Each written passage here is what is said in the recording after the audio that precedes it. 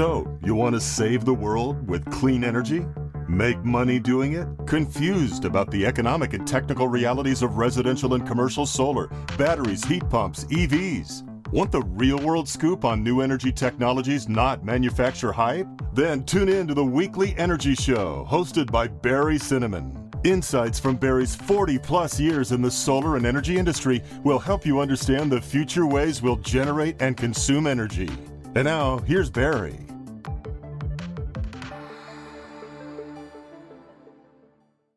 Welcome to this week's Energy Show. Now, changes in building energy systems are happening at an extremely rapid pace. I mean, I just think back 20 years ago, all you could do was put in a setback thermostat. And then 10 years ago, you could start putting in solar. It made sense, and people were putting in compact fluorescents or CFLs. And now solar and storage are kind of standard here in California. They're popular. You can't even buy an incandescent bulb, so LEDs are completely standard. EVs are becoming ubiquitous. And the new normal, the new excitement is all about building electrification. But the question is, how do you figure out what makes sense for your house? Should you electrify your heating and cooling first? Should you try some load shifting with incentives that you can get from the utility? Or should you install your own solar and storage? How do you figure that out? Well, my friend Steve Schmidt with Home Energy Analytics has the answers. And his company's got software that analyzes your home's energy use. And you don't have to go crazy because you can get a lot of the data. He does this automatically by getting data from the utilities. And then he can coordinate with the utilities to find other sources of savings for you. So Steve was on our energy show about 3 years ago, but a lot has changed, especially with building electrification. So welcome back, Steve. Thanks very much for having me. All right, we got so much in common. We spent 45 minutes talking about other issues, but let's dive into the specific topics that we've got here, especially about home energy analytics. So give us an overview of what you do at Home Energy Analytics. Yeah, so we have a relationship with PG&E where we help their customers reduce their energy use and their bills largely by analyzing their smart meter data. So we can do this remotely, as you mentioned. Once they sign up for our service online, we do an analysis of their last year's use of energy, both electricity and natural gas, and can identify which areas of energy use, which different types of energy use are particularly high for their homes, and then give them simple, usually very simple, easy, cheap recommendations on how to reduce those areas of energy use. And it's all about the waste. And it turns out in most modern homes, at least here in California, it's not so much about heating and cooling, it's more about the plug loads. And that is all the things plugged in around the house. And that's become a big, big problem. And it's generally very easy to fix that problem. Where we're heading now is to help the state meet its objectives for climate objectives for reducing greenhouse gases, is to help people get off natural gas. Turns out natural gas is just terrible for our climate, not only when you burn it, but when it leaks out of the pipes that go into your house. So the biggest impact folks can make now to reduce their carbon footprint is really to get rid of the gasoline in their cars and the natural gas in their homes. So lots of people have gotten energy audits, and at some point I think it was mandated that every time you sold your house or something, you had to get some kind of utility energy audit. But how is what you're doing different than what you might get with an energy auditor coming out to your house with a clipboard and typing it into some software? Yeah, the vast majority of those types of services have been unchanged for the past 30 or 40 years, and they really tend to focus on the heating and cooling aspects of your home's energy use. So they'll come out and do a blower door test to see how leaky your house is, maybe do a duct blaster test to see if your ducts are leaking. They might check with an infrared gun to see if your walls have good insulation. Those are all critical for making sure you have an efficient home in terms of heating and cooling.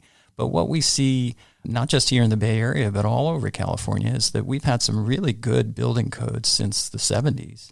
And most of the homes have got pretty good insulation, are pretty tight. The ducts work pretty well. You can always do better in those areas. But in terms of the low-hanging fruit, the stuff that's cheap and easy to fix, it has to do more with plug loads. And in terms of carbon reductions and getting much more efficient heating and cooling, plug loads are easy to mitigate. Unplug them, put them on a timer, all sorts of ways to reduce plug loads. Smart switches, Barry's holding up a wonderful example of a smart switch. They're so easy to use now. But in terms of heating and cooling, instead of investing a lot of money in more insulation or tightening up your house, you can switch to a heat pump. And a heat pump is 4 or 5 times as efficient as a gas furnace, so for example. So much better technology.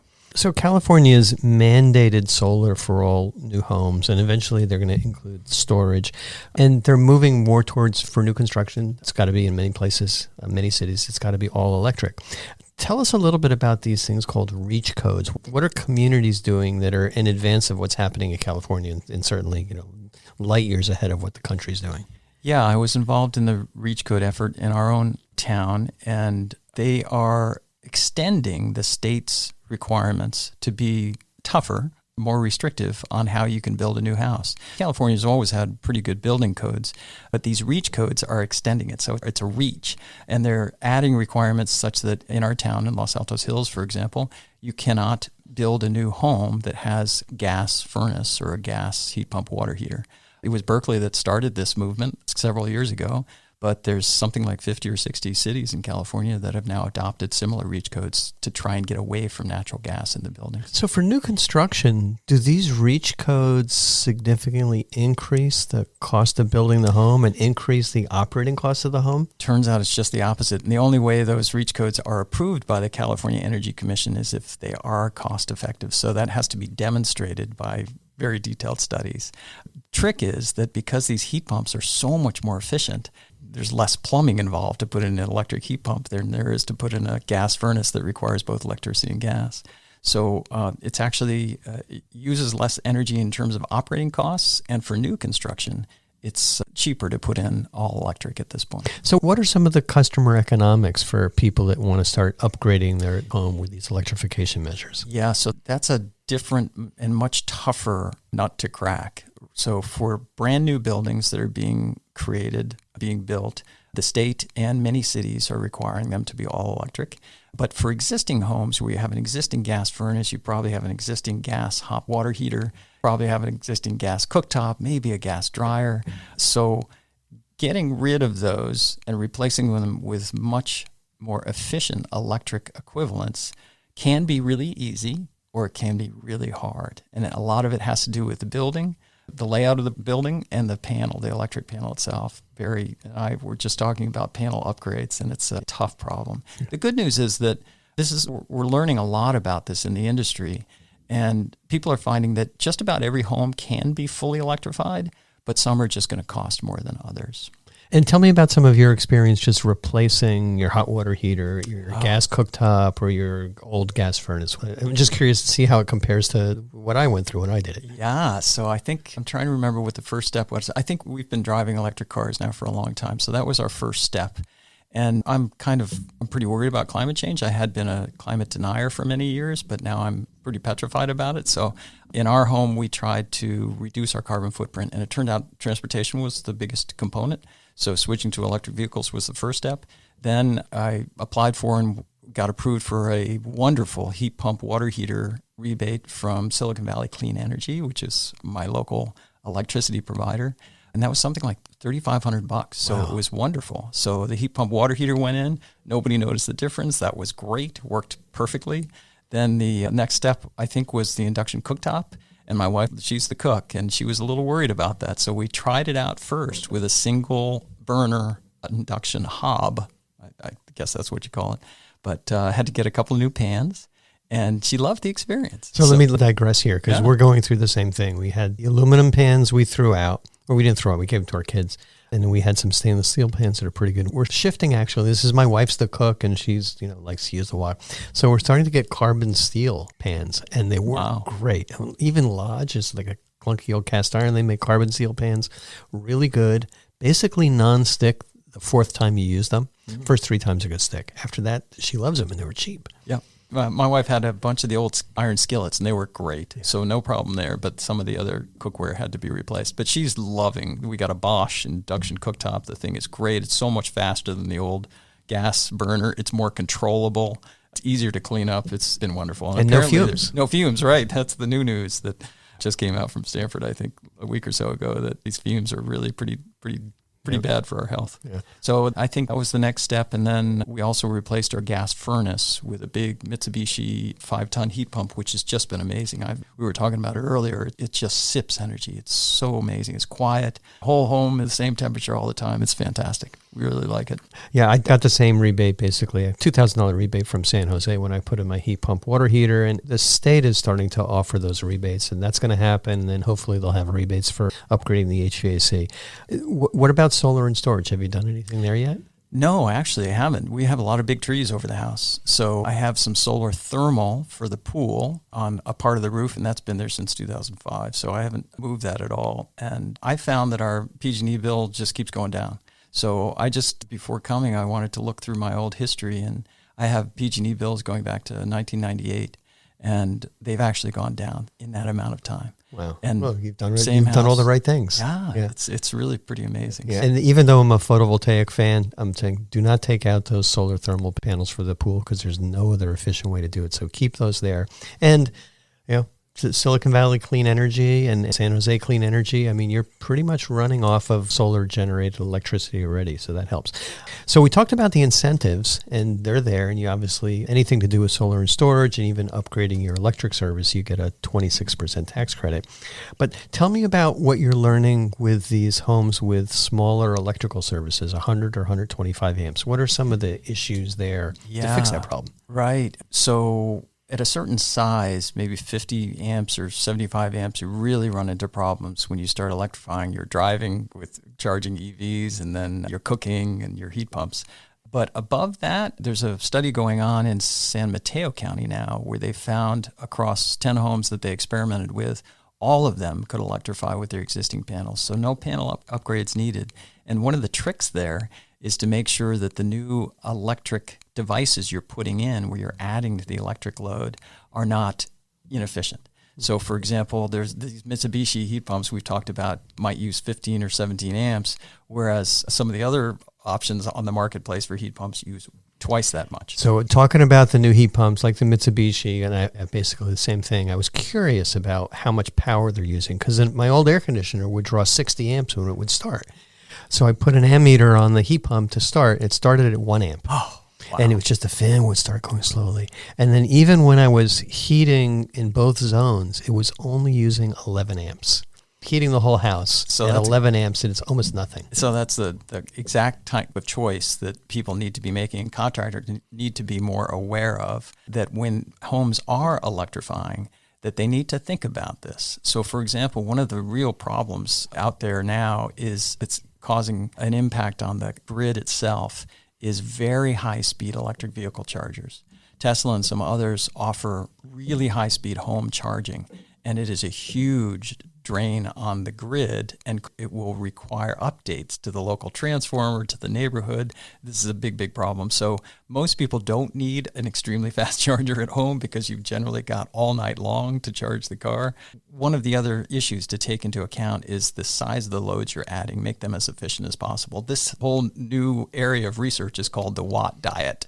I don't know if you've heard that term, but it's a great term for reducing the number of loads you have. The great thing about the heat pump heating systems is the heat pumps use the same size circuit breaker as your air conditioner. So it's a 40 amp breaker. We didn't have to change that. They didn't even have to change the wiring going outside the heat pump. So upgrading to a heat pump heating system is easy and automatic if you already have central air conditioning. If you don't have central air conditioning, it's a problem. Right. When it comes to the heat pump water heater, that requires a 30 amp breaker, and a lot of current water heaters don't have any circuit breakers at all. So that's the only tricky thing you got to upgrade. So the big news there is there are now 15 amp heat pump water heaters, and I think later this year, 3 different companies are coming out with 120 volt heat pump water heaters that can just use a normal outlet. So there's progress being made there. This is where there's a huge industry forming around getting homes off natural gas. And this is one of the areas where we'll find new technology very soon that will make it much, much easier to do this. Right. So the other thing I'll mention is that there are new devices called smart splitters. So for example, in my home, I had a very constrained 100 amp panel, and I was trying to do a lot of new stuff on that, off that one panel, charge a couple of EVs, add a heat pump water heater, add a heat pump space heater, and then an induction cooktop. And the only way I was able to do that without upgrading the entire panel was to use something called a smart switch. And I actually used 2 of them. And it's about a $400 device, the ones I used from a company called NeoSwitch. And it really simplified being able to add these new loads off a limited panel. And the way it does it is it shifts between these devices. It only allows one to run at a time. So it's kind of a smart way to deal with additional big loads. So when you want to run two at a, if there's a conflict, how is the conflict resolved? A new thing automatically kicks it off, or is there an app for that? There is an app, but it's even more basic than that. So these devices have two different plugs, and one is the primary and one is the secondary. So in the case of my induction cooktop and my heat pump water heater, whenever someone's cooking, the water heater is not running. Okay. So you don't really need to heat water while you're cooking, nor during peak loads, it turns out, peak periods. So the water heater only comes on in those other times. All right. Before we get to the vehicle to grid stuff, how do you see contractor networks evolving to meet this whole home electrification need? Is it going to be one contractor doing everything, or how do you see, an HVAC contractor, a plumber, an electrician, a solar guy all participate? What do you see evolving out there? Boy, your guess is as good as mine there. I see a lot of new models coming about. Block Power from back in New York, they're trying to electrify all 8,000 of Ithaca's buildings, and they're going to do the whole thing. But there's other companies that are just doing the assessment, the front end part, to assess homes to see how they can be electrified and whether it's going to be expensive or whether it's going to be cheap. I don't really know how that's going to play out. I think there's going to be a lot of new options coming around soon. Yeah, it's a tricky thing. We've looked at expanding into HVAC and plumbing, and it's just like, all right, I need a different truck for plumbing and I need a different truck for HVAC than the vans we've got for our solar. So we're just sticking with anything that's electrical.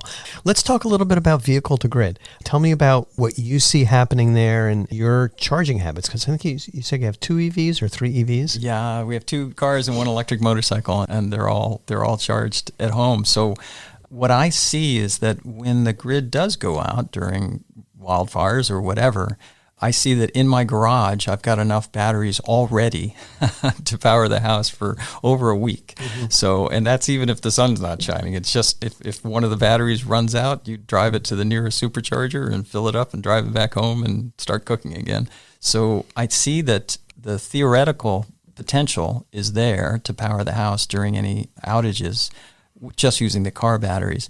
But technically and from a regulatory perspective, it's not yet possible. So I'm very hopeful that this technology is going to come quickly because I think it solves a lot of the state's problems in terms of the duct curve and having dirty energy on the grid. So as a huge storage opportunity, we're supposed to have 5 million electric vehicles by 2030 in California. That's an awful lot of storage capacity that I hope we can get access to. Yeah.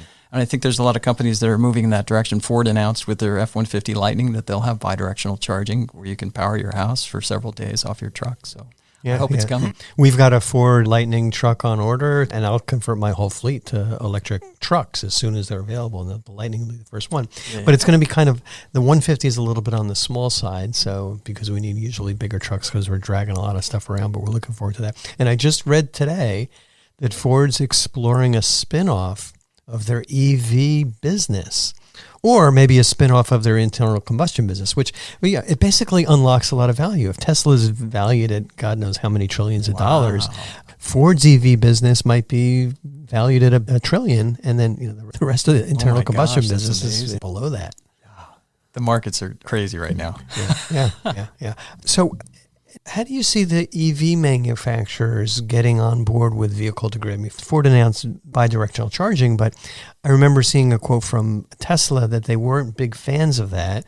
I think maybe because Tesla's selling home batteries themselves, or maybe because they don't want to deplete the car's battery life by using it for stationary purposes. Yeah, I guess I don't really understand their motivation. I imagine they expect that at some point they'll get paid for this, and there might be an opportunity for that. There's a lot of ways that homeowners can get paid already for load shifting, for demand response. We talked about Ohm Connect earlier, and it's a great service as far as I'm concerned to get paid when you shift loads around. Maybe the car companies can do that as well. I think the battery issue is kind of a red herring that people have thrown out, that it's going to reduce your range or your longevity of your car battery just because the powering your house is way easier than a jackrabbit start from a stop sign. Yeah. It doesn't use that much power. It doesn't use that much power. So I think it's more of an issue of getting the regulation right, maybe figuring out the economics more than any technical passing issue. The economic money around. We're starting to look at the opportunity for our customers and ourselves with virtual power plants. So when you have, we have hundreds and hundreds of batteries factories and homes. And by coordinating all those together, if the grid here in Silicon Valley ever needs more power, you can pretty much solve local problems with these virtual power plants controlled locally. So that's good. So the vehicle manufacturers are probably just waiting for the right time to hit up the public utility commissions to say, hey, you know, there's a 100 kilowatt hour battery and we got 1,000 of them in this part of this town. Let's figure out how to connect those. So that's a big opportunity. Yeah, absolutely. And I think it's coming. There was a wonderful statewide conference about a year ago on vehicle to grid, and there was just so much support from the rational standpoint saying this is going to be a huge resource, having all these batteries out there. We should use them to help the grid. Yeah, that'll get there. All right. What about things that homeowners and businesses can do in their community to kind of help electrify? Hey, listeners, what do you encourage them to do to change the political situation locally and nationally? Yeah, if there are reach codes being discussed in your city, then please get involved. Some advocacy to help the reach codes. There's always people in every community that don't really like change. So people are upset if you tell them, hey, we might not allow for your gas cooktop at some point in the future. Our town passed an ordinance that we're going to try and end the flow of natural gas to our buildings by 2045. It's a long ways off. But even then, people are worried, taking away their options. But if we're really going to take climate change seriously, we have to get off these fossil fuels. And induction cooktops are a wonderful example of a new technology that is just better in every way than an old gas cooktop. Yeah. People don't believe it. They don't believe it. It's so hard to convince them. And I mean, I understand restaurants may need gas for a while, but the induction cooktop just works terrifically well. The only thing that my wife and I are still stuck on with gas is we haven't figured out an efficient way to heat up our hot tub. Now, there are heat pumps that will do that, but it's just, they're way more expensive for a hot tub and use a tremendous amount of electricity. And I don't want to keep the thing hot all the time. So it's a lot easier for us to say, hey, half an hour before we want to jump in the hot tub, we just turn the gas on and it's warmed up. Yeah, I think there are cases like this that are just going to take time to figure out. Can't get off gas immediately, obviously, but we can all start. And the induction cooktop is a great example where there's local nonprofits that are giving out or loaning these induction hobs that you can try out. It's a great way to get started down the path. When we renovated our house and we took everything out of the kitchen, we lived on one of those little portable induction cooktops. I still have it here. Yep. They work great. That's all we needed, that plus the microwave. Exactly. All right. Well, tell us a little bit about your zero carbon lifestyle. How do you walk the talk? Yeah, so I started getting worried about climate change around 2006 or so, and I'm an engineer, so of course I had to analyze it. So I learned a lot about how to monitor my own carbon footprint and found that I was at about 35 metric tons of carbon emissions per year. And when I analyzed that, it was mostly from flying. So a big portion was lots of travel that we were doing internationally and so forth. So that was a hard one. And I slowly chipped away at it. And we took more local vacations, found lots of wonderful places to visit nearby. Started taking train trips around the country, which was wonderful. We're going on a sailing trip in a couple of weeks. And minimizing the carbon footprint of travel was the number one thing. And that had a huge impact. So then it was the house and the cars. Also, we're not eating as much beef, not as much meat is another way to help. So my goal for the past, I guess, about 10 years was to see if I can get down to the UN's target. The UN has claimed for many years that if we're going to live in a sustainable world, by 2050, we all need to emit less than 1 metric ton of carbon per year per person. So I figured, let's see if I can do that. So bit by bit, I decreased my 35 metric ton emissions rate down to 0.5 metric tons last year. Oh. So I hit and exceeded the target. My quality of life is fantastic. So it's definitely possible, and it has to do with the choices we make. All right. I think what would be helpful is for people to visualize, like, what's a metric ton and what's a metric ton of gas? Because you don't see it, but it's amazing how much CO2, the weight of CO2 that's generated when you burn a fossil fuel. It's more than the weight of the fuel. That's right. The statistic for gasoline is when you burn 1 gallon of gas, and a gallon of gas weighs about 6 or 7 pounds. When you burn it in your engine, you're producing 19 pounds of CO2, which doesn't seem to make sense, but it does. That's it. Yep. Like those heat pumps that are 350% efficient. Oh, it's all the oxygen that goes into the carbon that's in the hydrocarbon. All right. So how can people get in touch with you at Home Energy Analytics? Well, HEA.com is our company domain. You can sign up for the free service if you're a PG&E customer at HI. stands for Home Intel, hi.hea.com. You can always email me, steve@hea.com. That works too. All right, terrific. Well, that's all the time we have on this week's Energy Show. Steve, thanks for joining us, and thanks to all of our listeners for tuning in. And if you missed any of today's show, you can always go to our website at cinnamon.energy and listen to the podcasts. So, you want to save the world with clean energy? Make money doing it? Confused about the economic and technical realities of residential and commercial solar, batteries, heat pumps, EVs? Want the real-world scoop on new energy technologies, not manufacturer hype? Then tune in to the weekly Energy Show, hosted by Barry Cinnamon. Insights from Barry's 40-plus years in the solar and energy industry will help you understand the future ways we'll generate and consume energy. And now, here's Barry.